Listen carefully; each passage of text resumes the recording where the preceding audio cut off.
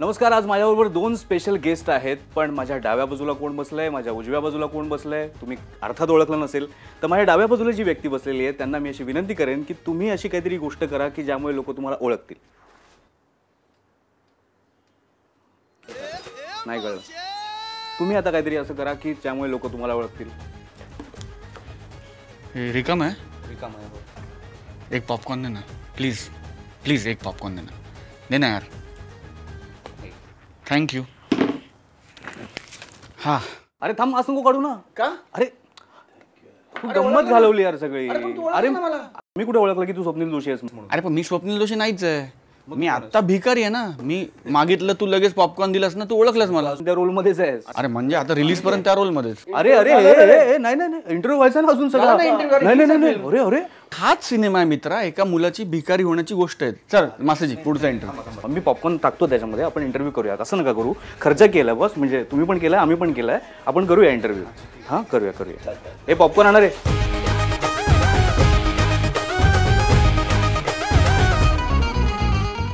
राजा भिकारी माझे पॉपकॉर्न घेतले. राजा भिकारी. अमोल ऐक ना, सगळ्या इंटरव्ह्यूत करतो तसं करू नको. काहीतरी वेगळं कर. वेगळं थोडं वेगळं सुरू कर. मास्तरजी तुम्ही 2007 साली पहिला सिनेमा डिरेक्ट केला होता, स्वामी. कोरिओग्राफ केलेला तो. हा पिक्चर मी कोरिओग्राफ केला. भिकारी कन्फ्यूज करतायत तुला. कोरिओग्राफ म्हणजे असं वाटतं की डान्स डायरेक्शन. हां नाहीच, तसं नाही आहे. कोरिओग्राफ म्हणजे कुठली वस्तू ज्याला आपण मुवमेंट क्रिएट करतो, ते वस्तू जी मुवमेंट क्रिएट होते त्याला कोरिओग्राफ बोलतात.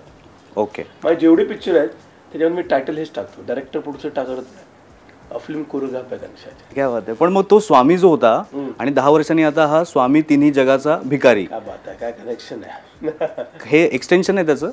नाही ना. That is typical art film. Okay. And this is typical entertaining commercial film. Okay.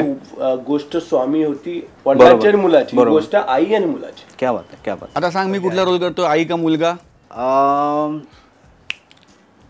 भिकारी. बरोबर, पण आई का मुलगा? ही आई आणि मुलाची फिल्म आहे जसं दादा म्हणले. आणि चित्रपटाचं नाव मला असं वाटतं की चित्रपटाचं गोष्टीचं सार आहे. स्वामी तिन्ही जगाचा, आई विना भिकारी. पण तू हा रोल जाणीवपूर्वक घेतलास की मला हा रोल करायचा आहे, की तुला असं वाटलं की पुढे जाऊन आपल्याला इन्कम टॅक्स भरताना फायदा होईल, की हा आपला फोटो दाखवला भीक मागताना तर ते म्हणतील की अरे जाऊ दे टॅक्स माफ केला वगैरे असं? नाही, तर हा फायदा जर झाला तर मला आनंदच होईल. मी आयडिया दिलाय. हां, मला असं वाटतं की फक्त वाडग्याचा आकार वेगळा वेगळा आहे. बाकी आज आपण सगळे काही ना काहीतरी मागतोच होत. कोणी 2 रुपये मागताय, कोणी 200 कोटी मागताय. बरोबर. तुम्ही सबस्क्रायबर्स मागताय. We are all asking for something, one thing or the other. So please subscribe करा. हां, मग त्यामुळे तू इन्कम टॅक्सकडे सवलत मागू शकतोस हा व्हिडिओ दाखवून. हां बघा, आम्हाला सबस्क्रायबरच नाही मिळाले तर आम्ही कुठून टॅक्स भरणार ना, असं त्यांना सांगू शकतो आम्ही. बरोबर. ऐक ना, काहीतरी वेगळं विचार. म्हणजे हे आम्ही सगळ्या इंटरव्ह्यूमध्ये बोललोय. एवढा आता इन्कम टॅक्स वगैरे आणून त्याच्यात मी विचारलं काहीतरी वेगळं आपण विचारूया. नाही एक मिनिट. एक महत्त्वाचं मला दादांना विचारायचं आहे. दादा, लोकांना माहिती आहे तुम्ही 92 सालापासून कोरिओग्राफी करताय, बरोबर. पण 92 सालाच्या आधी तुफानपासून तुम्ही काय करताय हे फार कमी लोकांना माहिती आहे. तर मला वाटतं की त्यांनी थोडं त्यांचं ते स्ट्रगल जे आहे ते आम्हाला सांगावं. मुंबई प्रभात कॉलनी चाळीमध्ये जन्म झाला गणेशाचार्य. ओके.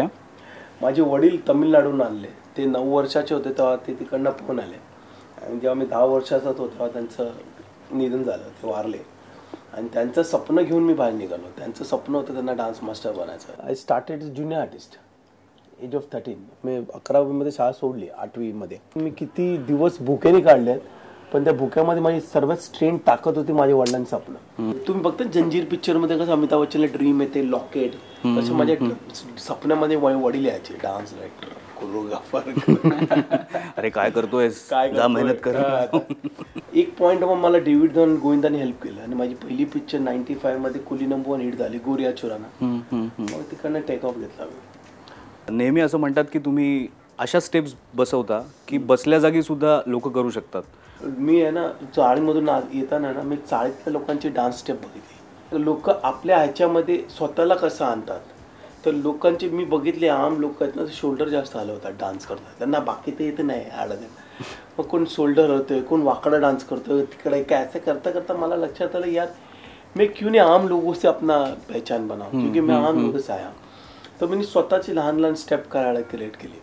मी गोविंदावरती द्यायला चालू केली. पण स्वप्नील, आता जसं यांनी सांगितलं की सामान्य माणसं ज्या पद्धतीने डान्स करतात तशा स्टेप्स ते बसवायचा प्रयत्न करतात, पण म्हणजे त्या स्टेप्स सोप्या असतात का एक ॲक्टर म्हणून तुला? मला वाटतं सोपी आणि कठीण म्हणण्यापेक्षा मला असं वाटतं की त्यांची एक हुक स्टेप असते जी त्या गाण्याची ओळख बनते for the rest of the life.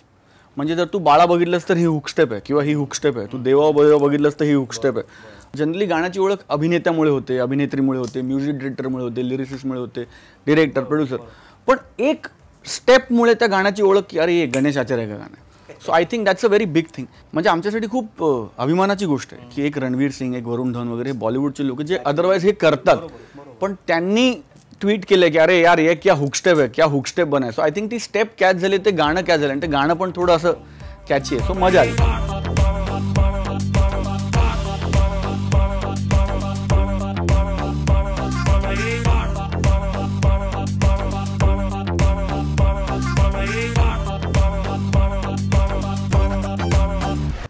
I am very grateful and very fortunate की 6 गाणी आहेत पिक्चरमध्ये, पण तरी त्यांनी अट्टाहास नाही केला की आपण 6 गाण्यांवर नाचूया. चित्रपटातल्या 6 गाण्यांपैकी 4 गाणी बॅकग्राऊंड स्कोरला आहेत, कारण ते कथानक पुढे नेतात. मग तिथे त्यांनी अजिबात डान्सचा अट्टाहास नाही केला.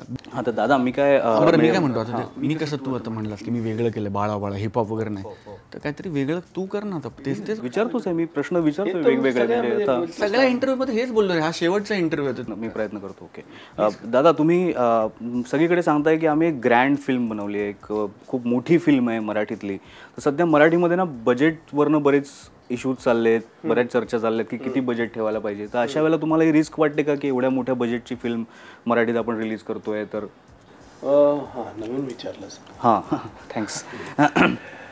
काय मला बजेट आणि ती भाषा ॲज अ टेक्निशियन कळत नाही. ओके, मला येत नाही ती भाषा. कितने में करना, इतने में जाना चाहिए, इतने में टिकना चाहिए, इतने में उतरना चाहिए. मेरे को दिल की भाषा समजते. तो मला जे मनाला वाटलं ते मी खर्च केलं आणि मनाला वाटलं ते सगळं केलं. आता लोकांना पिक्चर वाटली तर मनात तेवढे ते लोक टाकतील आमच्या झोळीमध्ये. आम्ही बेकारी. आमचे शरद चिरागचा प्रोड्युसर आहेत, ते पॅन्टून चड्डीवर आले पण मी विचार नाही केला. शेवटच्या दिवशी पॅन्ट आणि चड्डीवर आले लास्टला. तुम्ही आता त्यांना प्रमोशन बनत शॉर्ट वर नॅपकिन घेऊन येतात,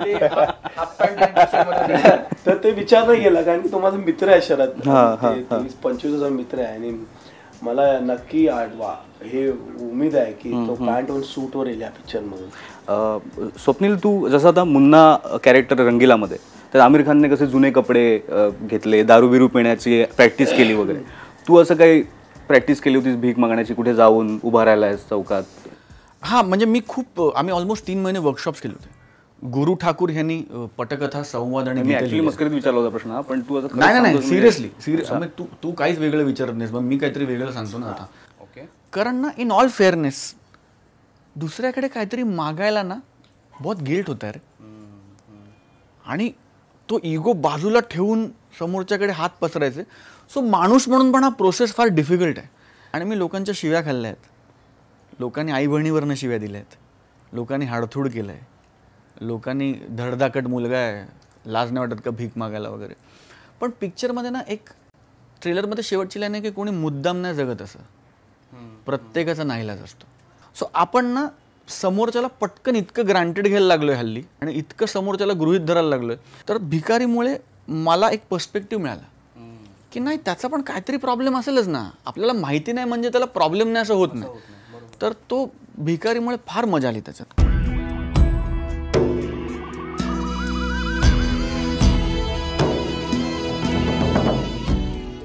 जो शॉट आहे मागू कसा मधला की मी उभा आहे देवळाशी आणि ती आजी येते, तो खरा शॉट आहे. आम्ही उभे होतो आणि आमचा शॉट चालला होता आणि ती आजी आली भीक मागायला आणि कट झाला शॉट आणि दादा म्हणले की थांब थांब थांब, कट नको करू.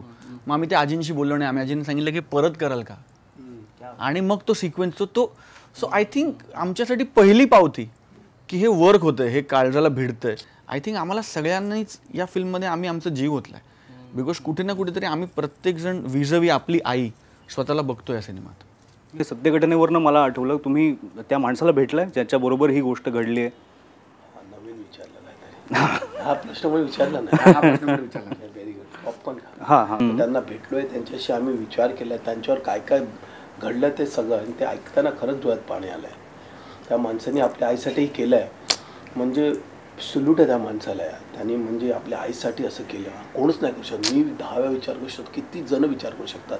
आईसाठी मी जीव द्यायला तयार आहे सगळं, पण आई आहे तिच्या जीवासाठी तो माणूस 6 महिने भिकाऱ्यांना जाऊन भीक मागितल्याने आपल्या आईच्या आयुष्यासाठी सल्यूट आहे. नाही पण मला ह्याच्या मी काय म्हणतो, वेगळं काहीतरी वेगळं कर. तेच होते. दोनदा यांनी तारीफ केली माझी, मी वेगळं विचारतोय म्हणून. ते अरे ते मुद्दाम तुझा शो चाललाय ना, तुला गरम करतो आम्ही. आणि तो थोडा मनाचा मोठा माणूस आहे, मग तू लगेच सगळं कॉम्प्लिमेंट घे. वेगळं काहीतरी तुम्ही नवीन सांगा ना काहीतरी, की लोकांना कळेल की डाएट करायचं, काय करायचं, कसं करायचं. पॉपकॉर्नवर चर्चा करून वजन कमी होतं, पण कारण ते तेच प्रश्न, तेच ते इंटरव्ह्यू. मेहनत केल्या, चिकार मेहनत केल्या, स्विमिंग केलंय, जिम केलंय, डायटिंग केलंय, जीव इथे तिथे गेला. कारण की मला भिकारीमध्ये लोकांचा हा नवीन एक प्रमोशन पंच पाहिजे होता मला, की लोक भिकारीबद्दल हे बी विचारतील की तुम्ही पातळ का झाला. तर प्रश्न हेच आहे की भिकारी बनवता शरद हाफ चड्डीवर आला आणि माझं वजन कमी. मग ते सांगतात की त्यांनी 80-85 किलो वजन कमी केलं. ते म्हणले की मेरे अंदर से एक आदमी निकल गया पिक्चर बनाते. पण तुम्ही हे पण म्हणालात की पुढच्या सिनेमात तुम्ही स्वतः काम करणार, प्लॅन चालू आहे, हिरो म्हणून ऍक्शन फिल्म करायची, असं अजून वेगळं. आता तू काहीतरी वेगळं कर. हे सगळं बाकी सगळं वेगळं करतात, तू सॉरी म्हणजे, पण मी काय वेगळं विचारू आता? मी एवढे सगळे प्रश्न विचारतोय, मग आम्हाला काय म्हणतोस? काय म्हणतो वेगळं करा, तीच ऍक्टिंग केली आहे, तीच कोरिओग्राफी केली आहे. क्रिटिक म्हणून तू सारखं आम्हाला ऐकवतोस ना, वेगळं काहीच केलं. या चित्रपटात वेगळं काहीच दिसलं नाही, ते तुझ्या इंटरव्ह्यूमध्ये काही वेगळं दिसत नाही. एवढे एपिसोड झाले, काय पिक्चरमध्ये सारखं वेगळं आम्ही करणार? आता कळलं कसं वाटतं ते? कोणी मुद्दाम नाही जगत, असं प्रत्येकाचा नाईलाज असतो.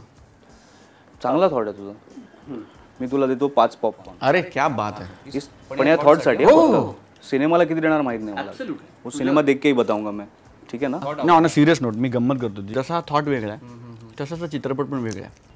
तर 4 ऑगस्टला जा, बघा आणि एन्जॉय करा.